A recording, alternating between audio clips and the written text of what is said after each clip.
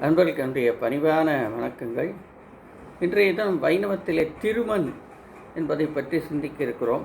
வைணவர்கள் திருமண் ஸ்ரீசூர்ணம் இட்டுக்கொள்கிறார்கள். திருமண் மிகவும் மிருதுவானதாகவும் சிறிது வெளுப்பாயும் உள்ள ஒரு வித மண். இது சில இடங்களில் சிறிய அளவில் கிடைக்கிறது. முக்கியமாக திருநாராயணபுரம் மைசூர் என்ற இடத்தில் கிடைக்கிறது. இதை குழைத்து நீண்ட சிறு கட்டிகளாக செய்து பூஜை சாமான் கடையில் விற்கப்படுகிறது.